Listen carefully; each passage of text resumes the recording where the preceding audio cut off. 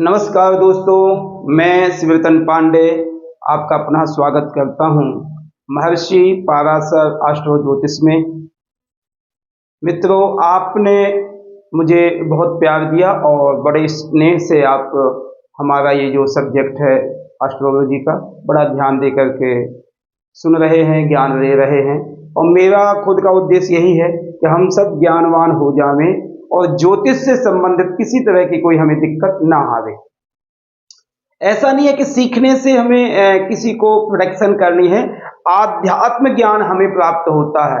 जो व्यक्ति को जिस चीज के विषय में नॉलेज होगा, जो शिक्षा ग्रहण करोगे, उतना ही आपको बेनिफिट है। अब कोई लिमिट नहीं है, ज्ञान का कोई उम्र नहीं होती, ज्ञान के लिए कोई उम्र नहीं, एजुकेशन की कोई उम्र नहीं है।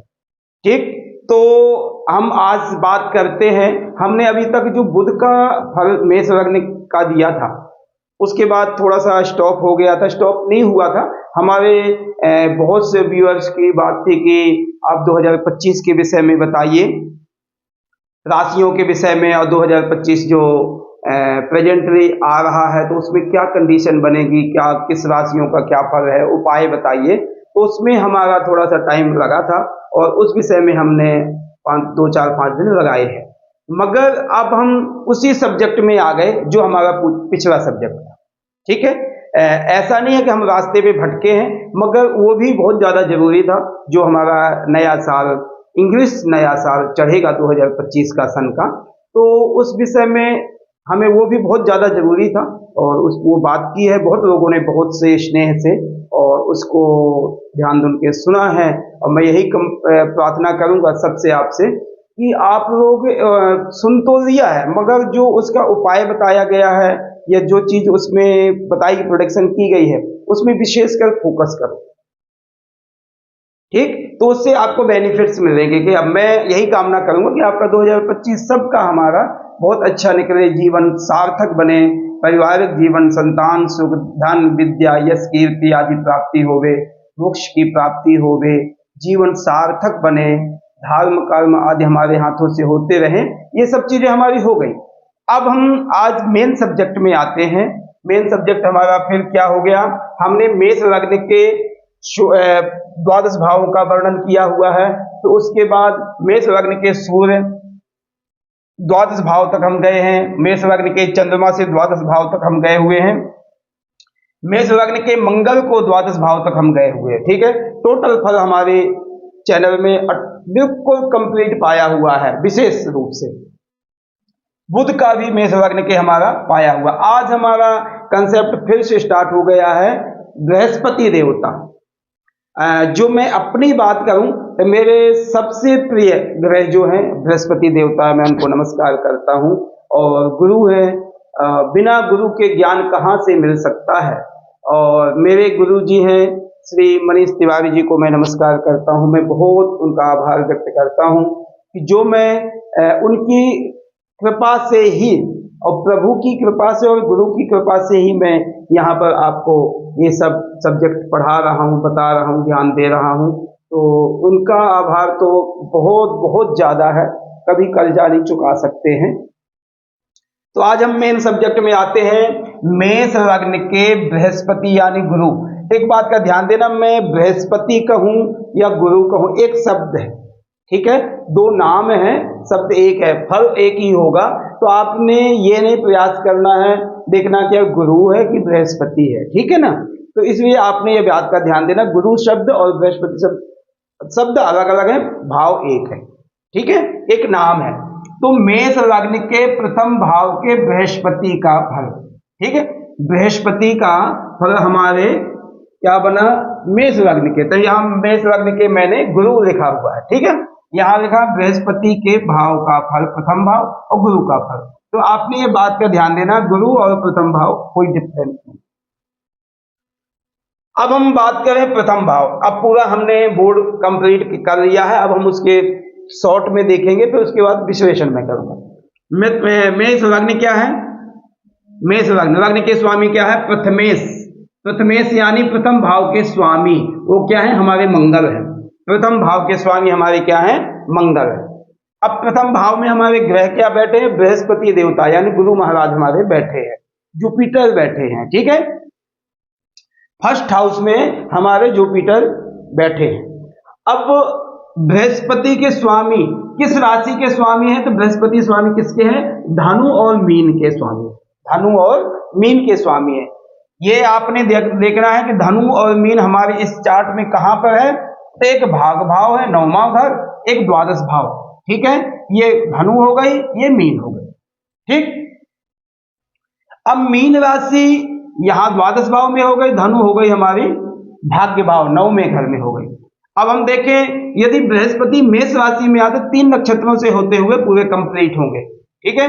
अश्विनी भरणी कृतिका नाम पादे में सह, अश्विनी यानी 13-20 अंश तक यदि बृहस्पति रहेंगे, 0 से 13-20 अंश तक रहेंगे तो हमारे क्या बन जाएंगे? अश्विनी नक्षत्र में होंगे। और उसके बाद 26 अंश और 40 कला तक यदि रहेंगे तो उस समय बृहस्पति भरणी नक्षत्र में होंगे। और कृतिका नक्षत्र में एक चरण है उसका, तो 26-40 से लेकर के 30 अंश तक जो हमारे बृहस्पति, तो कृतिका नक्षत्र में होंगे, कंप्लीट। अब मेष लग्न के जो हमारा प्रथम भाव है, लग्न भाव, ठीक है, प्रथम भाव के कारक क्या? हमारे सूर्य देवता है, ठीक, हमारे सूर्य देवता यहाँ की कारक, कंप्लीट हो गया। अब हमारे देखना है कि गुरु की दृष्टि कहाँ कहाँ और कौन कौन से भाव की कौन कौन सी दृष्टि होती है। संपूर्ण दृष्टि है, पूर्ण दृष्टि हमारी बृहस्पति की होती है पंचम, सप्तम और नवम, ठीक। पंचम कहाँ पड़ेगी? 1 2 3 4 5 पंचम भाव को पड़ेगी, और सप्तम 1 2 3 4 5 6 7 सप्तम भाव को पड़ेगी। नवम दृष्टि हमारी नवम भाव को पड़ेगी, यानी भाग्य घर को पड़ेगी, ठीक। दृष्टि कंप्लीट हो गई। अब अश्विनी नक्षत्र के हमारे स्वामी केतु हो गए, भरणी के स्वामी शुक्र हो गए, कृतिका स्वामी सूर्य हो गए। ये हमें प्रॉपर अच्छी प्रकार से याद होना चाहिए और समझना चाहिए, क्योंकि हमने काफी आगे चैप्टर पहुंचा दिया है, ठीक है। ये नक्षत्रों के स्वामी हो गए। अब उच्च नीच की बात करें यदि, तो बृहस्पति कर्क राशि में उच्च के होते हैं और नीच राशि उनकी मकर है। कर्क राशि या ये चतुर्थ भाव हो गया, बृहस्पति की चतुर्थ भाव आज की जो है नीच राशि है, सॉरी उच्च राशि है, ये नीच राशि होगी, ठीक। अब मूल त्रिकोण की बात करें, बृहस्पति की मूल त्रिकोण राशि हमारी यही जो स्वराशि उनकी धनु राशि है, मगर उसमें अंशों का प्रभाव आपने देखना है। 1 से 13 अंश तक ये बृहस्पति जो अंश में होंगे, यानी अश्विनी नक्षत्र में होते हैं, सीधा संपर्क, सीधा। यदि आपने यह देख लेना है कि बृहस्पति यदि अश्विनी नक्षत्र में है तो हमारे ये मूल त्रिकोण राशि में, मूल त्रिकोण राशि यानी और पावरफुल, स्वराशि तो ही है, मूल त्रिकोण में और पावर आ जाती है, ठीक। तो ये हमारा पूरा चैप्टर कंप्लीट हो गया शॉर्ट में। अब हम रॉन्ग की बात करें। रॉन्ग से पहले मैं आपसे रिक्वेस्ट करूंगा कि अभी तक मैं 77वीं वीडियो हमने डाली है, वैसे हमारी वीडियो लगभग 100 से ऊपर हो गई, मगर जो काउंटिंग की बात है तो हमारा ये पूरा चैप्टर स्टार्टिंग है काउंटिंग से, ठीक है ना, जो हमने बेसिक से स्टार्ट किया है। यदि बीच में हम राशियों का फल आदि डालेंगे, मैं प्रयास करूंगा साप्ताहिक राशि भी डालनी, मैंने हफ्ते की मासिक भी डालूंगा, तो उन राशियों का फल जो होगा हमारे इसमें काउंट नहीं होगा, ठीक है, ये बात का ध्यान देना। तो अब हमारी ये पूरे चैप्टर की जो है 78वीं वीडियो स्टार्ट हो गई, हमारी 78वीं वीडियो स्टार्ट हो गई है।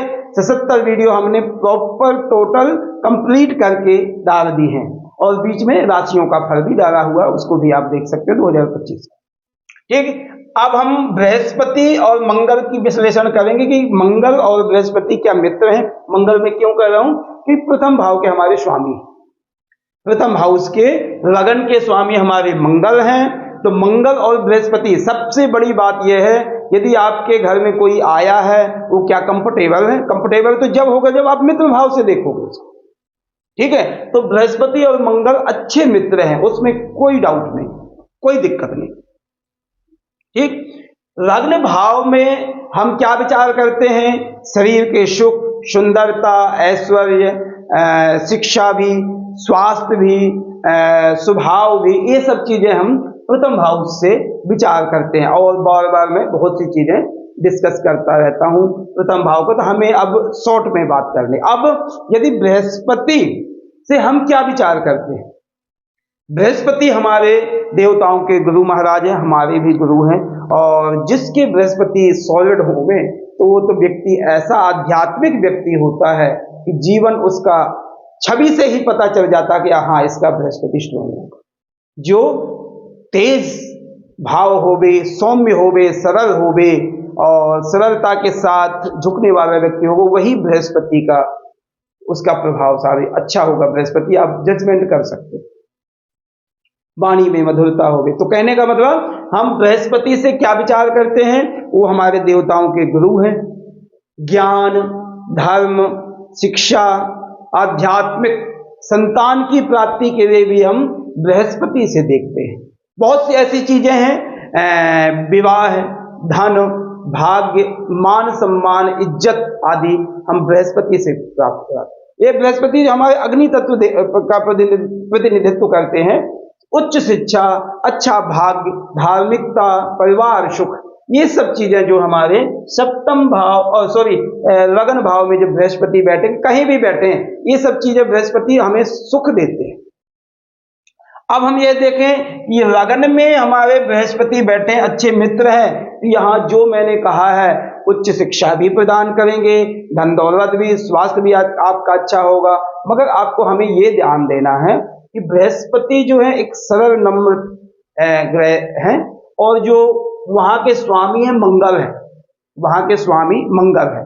मंगल का प्रभाव हम यह जरूर देखेंगे, यदि मंगल चतुर्थ भाव में नीच आदि का नहीं रहते हैं, ठीक है ना, तो ऑल ओवर कहीं भी बैठे हों तो मंगल ज्यादा पावर देंगे। यदि मंगल यहाँ उच्च के बैठे तो अपने घर को देखेंगे तो उसमें क्या थोड़ा सी दिक्कत आएगी, मंगल थोड़ा जल्दी रिजल्ट, जल्दी प्रत्यक्ष फल देने वाले। प्रत्यक्ष फल मीन्स कहने का एग्रेसिव।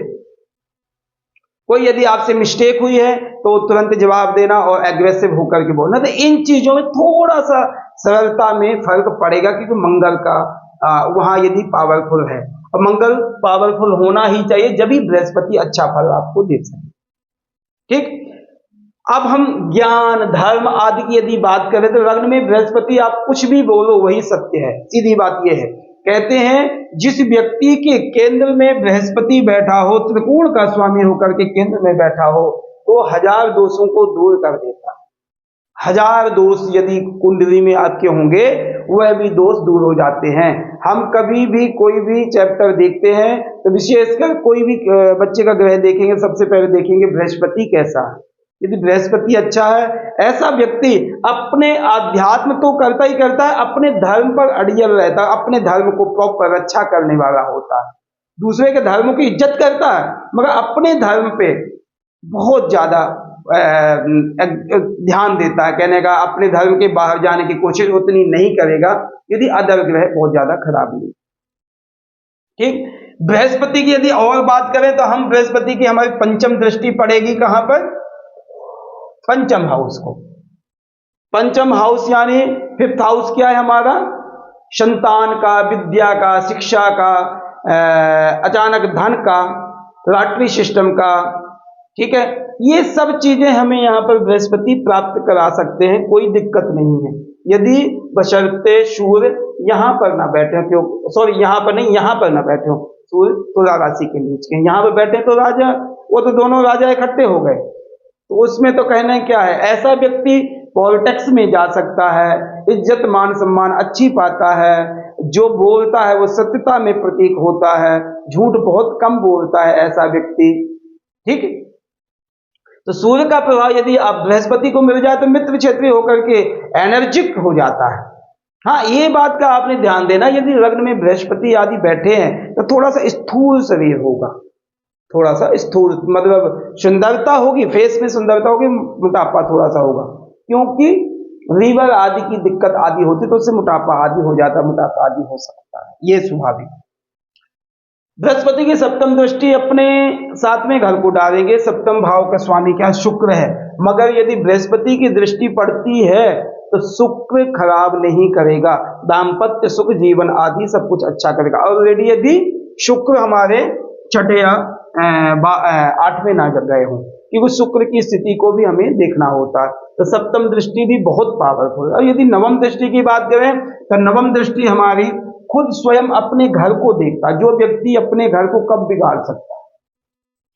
एक आप यह ध्यान देना, कोई बहुत ज्यादा ही कोई ऐसा व्यक्ति होवे जो तोड़ फोड़ अपने घर को करता नहीं, नहीं बचाव करके रखता है, उसकी ध्यान देता कि मेरी मेहनत की कमाई है। तो ऐसे ही बृहस्पति की इज्जत मान सम्मान धर्म कर्म पिता सुख आदि की प्राप्ति हमें बृहस्पति कराता है।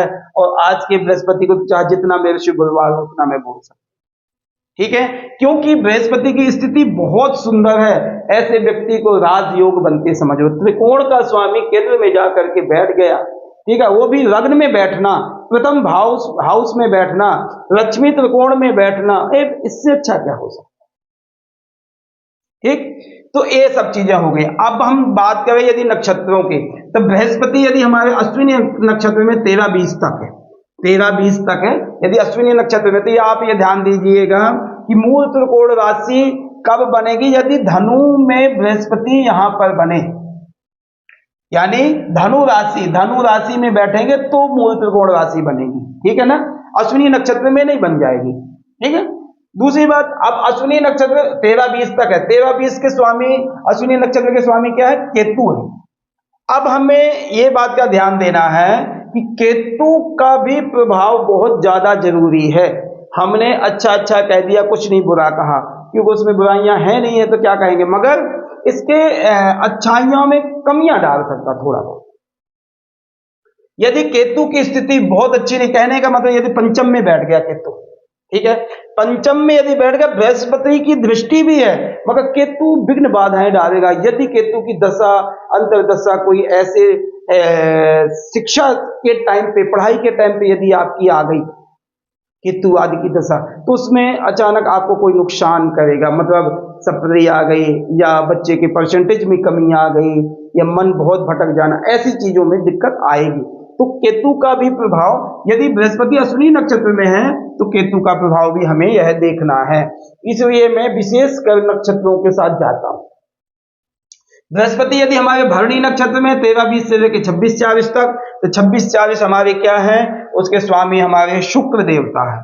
शुक्र हमारे कहाँ के स्वामी, धन और द्वितीय भाव के, सप्तम भाव के स्वामी। अच्छी स्थिति है, होवे चाहे जितने शत्रु है, मगर द्वितीय भाव के भी बृहस्पति अच्छे कर जाएं, सप्तम में भी जाएंगे तो वहां पर अच्छा कर जाएंगे, कि बृहस्पति के ऑलरेडी कोई ऐसी दुश्मनी है, ऐसा नहीं है कि दुश्मनी नहीं, मगर वो उतना प्रभाव नहीं डालेंगे, खराब बुरा प्रभाव नहीं डालेंगे। बृहस्पति यदि कृतिका नक्षत्र में 26-40 से लेकर 30 अंश तक, तो हमारे वहां के स्वामी सूर्य है। सूर्य बृहस्पति के अच्छे मित्र है और यहाँ के स्वामी कारक भी है सूर्य बृहस्पति की अच्छी स्थिति पैदा होगी।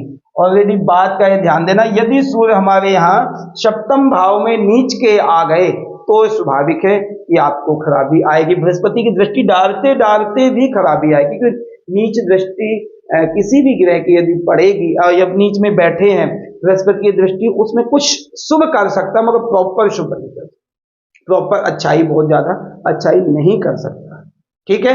तो ये आपको ध्यान देना है, प्रथम भाव के बृहस्पति का गुरु का फल, ठीक है। इसमें तो आप चाहे जितना अच्छा बोल दो वही कम होगा, क्योंकि ऐसे ग्रहों की स्थिति बहुत अच्छी होती है। ऑलरेडी हमें यह देखना है कि इन भावों में, जो द्वादश भावों में और भी ग्रहों की स्थिति क्या है, तो वो डाउन हो सकती है। यदि शुक्र आदि नीच का है तो स्त्री सुख में कमी, चंद्रमा नीच का है तो माता सुख में कमी, शनि नीच का यहाँ पर आ गया तो कर्म में मेहनत व्यक्ति को ज्यादा करनी पड़ेगी, मेहनत ज्यादा, एफर्ट से बहुत ज्यादा करने पड़ेंगे, ठीक है। तो इन चीजों में हमें विशेषकर ध्यान देना, जैसे तृतीय भाव का स्वामी, छठे भाव का स्वामी बुध नीच का हो गया, तो उन कामों में हमें साहस में कमी आ जाएगी, गुप्त शत्रु आदि हमें थोड़ा बहुत परेशान करें, तो इस चीज में हमें ये ध्यान देना। मगर बृहस्पति यदि लगन में बैठे, एक हाउस का देखें तो बहुत बेस्ट है, कोई नुकसान नहीं, ठीक। अब हम यदि मेष लग्न के प्रथम भाव में बृहस्पति बैठे हैं, उसका फल बताएं तो बहुत कुछ नहीं करने कर सकता, यहाँ सब कुछ अच्छा है। एक अपनी वाणी को शुद्ध रखने की कोशिश करो। शुद्ध रखने का मतलब मेरा ये है कि सबसे ज्यादा प्रयास करो कि झूठ ना बोलना। अपनी वाणी के द्वारा किसी भी व्यक्ति को अपशब्द ना बोलो, बस यही उपाय है आपका, और कुछ नहीं जीवन में करना। यदि आपने बृहस्पति को स्ट्रांग बनाना है, अपनी वाणी के द्वारा किसी व्यक्ति को अपशब्द ना बोलने की कोशिश करो और झूठ ना बोलो, बस यही। क्यों? क्योंकि यदि ये काम करोगे तो बृहस्पति का प्रभाव डाउन हो जाएगा, फिर आपको उतना प्रभाव नहीं मिलेगा। तो ये दोनों चीजें आपने विशेषकर ध्यान देना। मैं आपसे रिक्वेस्ट करूंगा, मैं शिवरतन पांडे आपसे रिक्वेस्ट करूंगा कि महर्षि पाराशर एस्ट्रो ज्योतिष को, ज्योतिष जो ये हमारा चैनल ज्यादा से ज्यादा आप सब्सक्राइब करें। कमेंट बहुत कम कर रहे हैं, आप देखते हैं व्यूज बहुत हैं, मगर हो सकता है आपको कमेंट करना नहीं आता, करें प्लीज। उसमें देखें, मेरे को बताइए कि मेरे में ये कमी है, तो मैं उसको सुधारने की कोशिश करूंगा। तो प्लीज कमेंट जरूर करिए, शेयर करिए, बेल आइकन की बटन जरूर दबाइए, जिससे आपको इन्फॉर्मेशन तुरंत मिले। हमने अपलोड किया, आपको इन्फॉर्मेशन हो गई, आप उस चीज से ज्ञान लें, यही मैं आपसे प्रार्थना कर सकता हूँ। आपको धन्यवाद करता हूँ, नमस्कार करता हूँ।